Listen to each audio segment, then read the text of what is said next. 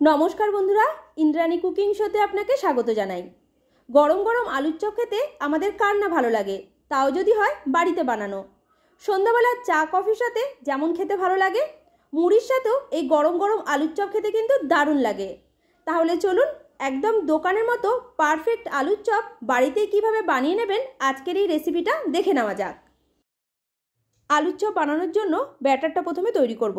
বড় একটা মিক্সিং বলে একটা ছাঁকনি বসিয়ে এর মধ্যে দিচ্ছি মেজারিং কাপের 1 কাপ বেসন, ওজন হচ্ছে 200 গ্রাম। আমি বেসনটাকে একটু ছাঁকনির মধ্যে নিয়ে চালিয়ে নেব। ব্যাটার তৈরি করার আগে বেসনটা যদি এইভাবে চালিয়ে ব্যবহার করা হয় তাহলে এর মধ্যে যদি কোনো দানা ভাব থাকে আলাদা হয়ে যাবে, এতে ব্যাটারটাও বেশ সুন্দর স্মুথভাবে তৈরি হয়। বেসনটা চালিয়ে নেওয়ার পর এর মধ্যে দিয়ে দিলাম হাফ চা চামচ নুন।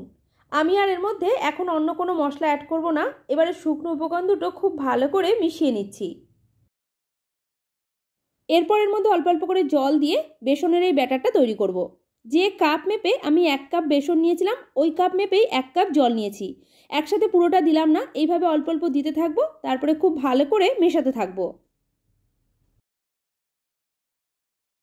এতে ব্যাটারটা খুব বেশি পাতলা হয়ে যাওয়ার কোনো রকম ভয় থাকবে না, আর ব্যাটারটাও বেশ সুন্দর স্মুথভাবে তৈরিও হবে। ব্যাটার তৈরি করে নেওয়ার পর সবশেষে আমি বলে দেবো টোটাল কতটা জল এর মধ্যে লেগেছে।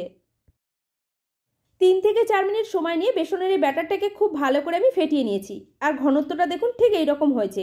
এর থেকে আর বেশি পাতলা করা যাবে না, এইরকমই ঘন রাখতে হবে। আর এই ব্যাটারটা তৈরি করতে আমার জল লেগেছে, যে কাপ মেপে 1 কাপ নিয়েছিলাম ওই কাপের হাফ কাপ জল লেগেছে, পুরোটা আমার লাগেনি। এবার এটা ঢেকে আমি রেস্টে রেখে দেবো 10 থেকে 15 মিনিটের জন্য। এবার একটা প্লেটের মধ্যে আমি 3টে সেদ্ধ করা আলু নিয়েছি। এই আলুগুলো আগে থেকে খোসা সমেত সেদ্ধ করে রেখেছিলাম। আলুগুলোকে এবার মেখে নিতে হবে, তার জন্য আমি একটা স্ম্যাশার দিয়ে খুব ভালো করে আলুগুলোকে স্ম্যাশ করে নিচ্ছি। আপনি চাইলে হাত দিয়েও মেখে নিতে পারেন। শুধু একটু দেখে নেবেন যাতে আলুর ছোট বড় টুকরো এর মধ্যে না থাকে।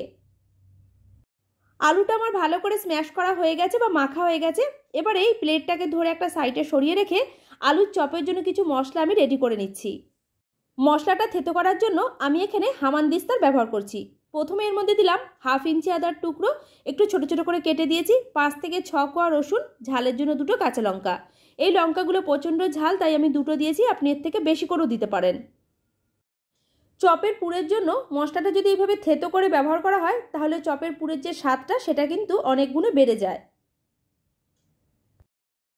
আদা, রসুন, কাঁচা লঙ্কা একসাথে দেখুন এইভাবে থেতো করে নিয়েছি। এবার এটা একটা সাইডে সরিয়ে রেখে ততক্ষণে আমি ভাজা মশলা তৈরি করব। ভাজা মশলা তৈরি করছি, তার জন্য গ্যাসে একটা কড়াই বসিয়ে এর মধ্যে দিলাম 4টে গোটা শুকনো লঙ্কা, 1 টেবিল চামচ গোটা ধনে, হাফ টেবিল চামচ গোটা জিরে, 2টো ছোট এলাচ। এরপর মধ্যে দিচ্ছি 3 থেকে 4টে লবঙ্গ, 5 থেকে 6টা দিচ্ছি গোলমরিচ। ঝালের পরিমাণটা আপনি এর থেকে একটু বাড়িয়েও দিতে পারেন। এবারে গ্যাসের ফ্লেমটা একদম লোতে রেখে এই মশলাগুলোকে ভেজে নিতে হবে। ভাজা মশলাটা আমি একটু বেশি করেই বানিয়ে রাখছি, পুরোটা একসাথে আলুর চপের মধ্যে দেবো না, অল্প করে দিয়ে বাদবাকিটা একটা টাইট কৌটো করে রেখে দেবো। আমিষ নিরামিষ যে কোনো তরকারিতে এই মশলাটা দিলে খেতে কিন্তু দারুণ লাগে। মশলাটা আমার ভাজা হয়ে গেছে। এবার এগুলোকে একটা প্লেটের মধ্যে নামিয়ে রেখে যখন ঠান্ডা হয়ে যাবে মিক্সির জারে গুঁড়ো করে রাখবো। মশলাগুলো সব আমার রেডি করা হয়ে গেছে। এবার আলুর পুরটা তৈরি করব। তার জন্য গ্যাসে একটা কড়াই বসিয়ে দিয়েছি। এরপর এর মধ্যে দিয়ে দিলাম 2 টেবিল চামচ মতো সরষের তেল। তেল যখন ভালো মতোভাবে গরম হয়ে গেছে তখন এর মধ্যে দিলাম কোচানো পেঁয়াজ। একটা মাঝারি সাইজের পেঁয়াজ খুব ঝিরিঝিরি করে কুচিয়ে রেখেছিলাম। এবারে গ্যাসের ফ্লেমটা হাইতে রেখে একদম কম সময়ে পেঁয়াজটাকে হালকা করে ভেজে নিচ্ছি। পেঁয়াজটা ভেজে নেওয়ার পর এর মধ্যে দিয়ে দেবো আগে থেকে থেতো করে রাখা মশলা। তারপরে একসাথে একটু ভালো করে কষিয়ে নিতে হবে যাতে আদা রসুনের কাঁচা গন্ধটা চলে যায়। এবার এর মধ্যে কিছু গুঁড়ো মশলা অ্যাড করে নিচ্ছি। প্রথমেই দিলাম হাফ চা চামচ হলুদ গুঁড়ো, হাফ চা চামচ জিরে গুঁড়ো, হাফ চা চামচেরও কম দিলাম লঙ্কার গুঁড়ো। লঙ্কা গুঁড়ো পরিমাণটা আমি এই সময় একটু কম করেই দিয়েছি, কারণ ভাজা মশলা তৈরি করার সময় গোলমরিচ আর গোটা শুকনো লঙ্কা 2টো দেওয়া আছে বলে ঝালের পরিমাণটা একটু বেশি হয়ে যেতে পারে। মশলাগুলোর মধ্যে গুঁড়ো মশলাটা একটু ভাজা ভাজা করে নিয়েছি। এবার এর মধ্যে দিয়ে দিলাম সেদ্ধ করে রাখা আলু আর দিচ্ছি পরিমাণ মতো নুন। এবারে আলু আর মশলা একসাথে মিশিয়ে নিয়ে খুব ভালো করে কষিয়ে নিচ্ছি। এরপর এর মধ্যে দিচ্ছি ভাজা মশলা, যেটা আগে থেকে আমি রেডি করে রেখেছিলাম। আমি এর মধ্যে 1 চা চামচ মতো ভাজা মশলা অ্যাড করলাম। এবারে একসাথে খুব ভালো করে মিশিয়ে নেব। ভাজা মশলাটা আলুর পুরের মধ্যে খুব ভালো করে মিশিয়ে নিয়েছি আর পুরটাও আমাদের রেডি হয়ে গেছে। এবার এটাকে একটা প্লেটের মধ্যে তুলে একটু মেলিয়ে রেখে দেবো যাতে তাড়াতাড়ি খুব ভালো করে ঠান্ডা হয়ে যায়। 10 মিনিটের জন্য রেখে দিয়েছিলাম। আলুর পুরটা ভালো করে ঠান্ডা হয়ে গেছে আর আমি এখানে নিয়েছি ময়দা। এবারে আলুর এই পুরটা থেকে ছোট ছোট বলের মতো করে তৈরি করে নেবো। হাতের মধ্যে একটু ময়দা ভালো করে মেখে নিতে হবে, এতে পুরটা তৈরি করার সময় হাতের মধ্যে লেগে যাবে না। দেখুন ঠিক এইরকম ছোট ছোট করে বলের মতো তৈরি করে নিতে হবে। আলুর এই পুরটা খুব বেশি বা খুব কম করে নেওয়ার দরকার নেই, ছোট যে লেবুর সাইজটা হয় সেই সাইজ করে নেবেন। একদম পারফেক্ট মাপে চপগুলো তৈরি হবে। সবকটা আলুর বল আমার তৈরি করা হয়ে গেছে। এবার একটা ছোট থালার মধ্যে অল্প করে ময়দা মাখিয়ে রাখবো যাতে চপগুলো তৈরি করার পর এর মধ্যে রাখলে আটকে না যায়। চপগুলোর এবার শেপ দেবো, তার জন্য ছোট একটা বাটি নিয়েছি যেভাবে দোকানে তৈরি করে।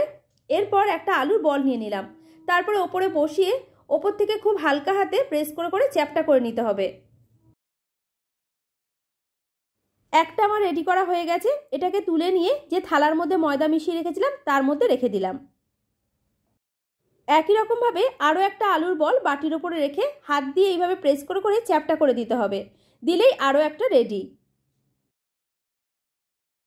চপগুলো ভাজার জন্য কড়াইতে দিয়ে দিচ্ছি সাদা তেল। গ্যাসের ফ্লেমটা মিডিয়াম টু হাইতে রেখে তেলটাকে গরম হতে বসিয়ে দিলাম। বেসনটা রেস্টে রেখেছি 10 মিনিট হয়ে গেছে। ঢাকনাটা খুলে নিয়ে এর মধ্যে দিচ্ছি 1 চা চামচের 4 ভাগের 1 ভাগ হলুদ গুঁড়ো, 1 চা চামচের 4 ভাগের 1 ভাগ লঙ্কার গুঁড়ো আর দিচ্ছি 2 চিমটে মতো বেকিং সোডা বা খাওয়ার সোডা। এবারে সব কিছু একসাথে মিশিয়ে নিয়ে ব্যাটারটাকে একটু সময় নিয়ে খুব ভালো করে ফেটিয়ে নিচ্ছি।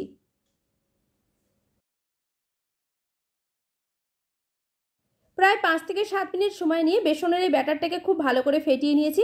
আর ঘনত্বটা দেখুন ঠিক এইরকম হবে, খুব বেশি পাতলাও না খুব বেশি ঘনও না। আমি একটা আঙুলের মধ্যে নিয়েও দেখিয়ে দিচ্ছি। দেখুন বেসনের ব্যাটারটা হাতের মধ্যে যদি এইভাবে কোট করে থাকে তাহলে বুঝবেন ব্যাটারটা একদম ঠিকঠাকভাবে তৈরি হয়ে গেছে।